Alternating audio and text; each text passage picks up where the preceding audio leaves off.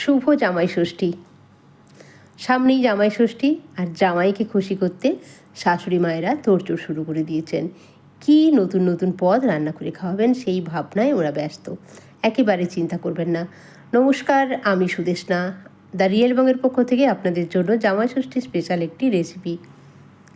এখানে দেখুন, ফুলকপিকে আমি নুন আর জলের মধ্যে ভাপিয়ে নিয়েছি, তারপর একটু হলুদ দিয়েছি, সুন্দর করে ভাপিয়ে নেব যাতে গরমে পোকাটা চলে যায় এবং ফুলকপি যে একটা কড়া গন্ধ ওটাও কেটে যায়।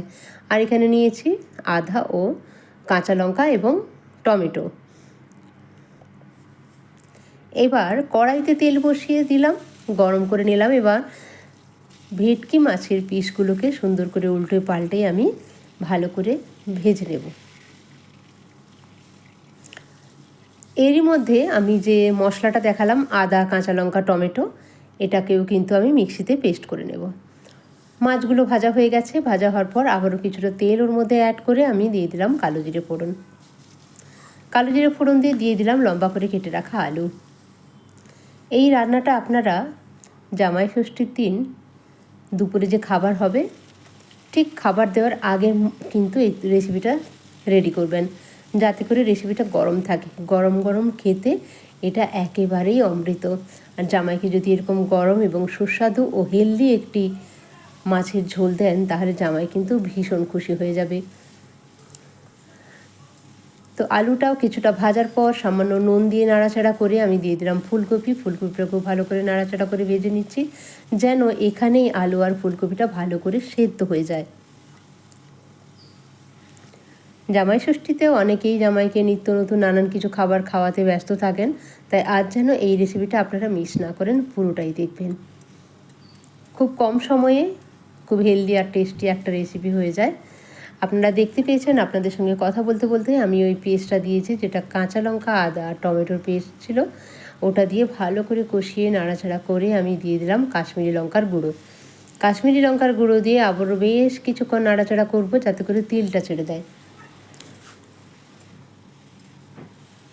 ভালো করে নাড়াচাড়া করে নিয়ে একদম কষিয়ে নিলাম এবং দিয়ে দিয়েছি একটু লঙ্কার গুঁড়ো, সেটাকেও সুন্দর করে কষিয়ে নিয়ে আমি আগে থেকে গরম জল করে রেখেছিলাম, সেই গরম জলটা এর মধ্যে আমি দিলাম। এবার ঝোলটাকে ভালো করে ফুটতে দেব। এই রেসিপিটা আপনারা যদি বাড়িতে বানান, দেখবেন তেল মশলা ছাড়া, প্রায় তেল দিয়েছি কিন্তু কোনো রকম কোনো মশলা আমি কিন্তু এখানে ব্যবহার করিনি এবং শেষেও করব না, অফ ক্যামেরাও করব না। কি দারুণ খেতে হয় এই রেসিপিটা, আপনারা একবার বাড়িতে বানিয়ে দেখুন। এবছর যাদের জামাই আছে, জামাই ষষ্ঠীতে বানিয়ে জামাইকে দিন। আমি হলফ করে বলতে পারি, জামাই যাওয়ার সময় বলে যাবে শাশুড়ি মাকে, সামনের জামাই ষষ্ঠীতে যেন আবার উনি এই রেসিপিটাই ওর জন্য রান্না করেন। তাহলে কত সহজ, তেল মশলা ছাড়া গরমকালে জামাই ষষ্ঠীতে জামাইকে নতুন কিছু খাওয়ানোর জন্য এরকম একটা রেসিপি আপনারা অবশ্যই ট্রাই করতে পারেন।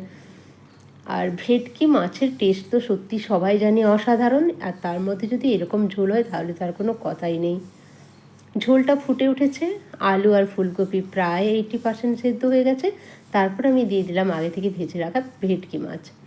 ভেটকি মাছগুলো দিয়ে ভালো করে ফুটতে দেবো 5 মিনিট। 5 মিনিট এপিঠটা ফুটে ওঠার পর আবার ওপিঠটাকে উল্টে আমি ফুটতে দেবো, যাতে করে মাছের স্বাদটা ঝোলের মধ্যে চলে আসে। আর একেবারে তেল মশলা দিইনি, শুধুমাত্র কাঁচা লঙ্কা টমেটো আর আদা দিয়ে এই ঝোলটা আমি বানিয়ে ফেললাম।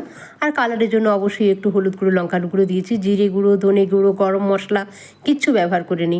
এরপর উপর থেকে ছড়িয়ে দিচ্ছি আমি ধনে পাতা কুচি। আপনাদেরকে আমার অনুরোধ, আপনারা এই রেসিপিটা এই বছর জামাই ষষ্ঠীতে ভেটকি মাছ বাজার থেকে নিয়ে এসে জামাইকে রেঁধে খাওয়ান। দেখুন কত অপূর্ব লাগে এই রেসিপিটা খেতে। গরমে একদম স্বাস্থ্যকর একটি খাবার, কোনো রকম শরীর খারাপ করবে না। অবশ্যই আমরা জামাই ষষ্ঠীতে নানান রকমের রিচ রান্না করে থাকি, তার মধ্যে এটা একটা যোগ করতেই পারেন। তো আমার রেসিপিটা পুরোটা দেখার জন্য আপনাদেরকে অসংখ্য ধন্যবাদ। ভালো থাকবেন, সুস্থ থাকবেন। আর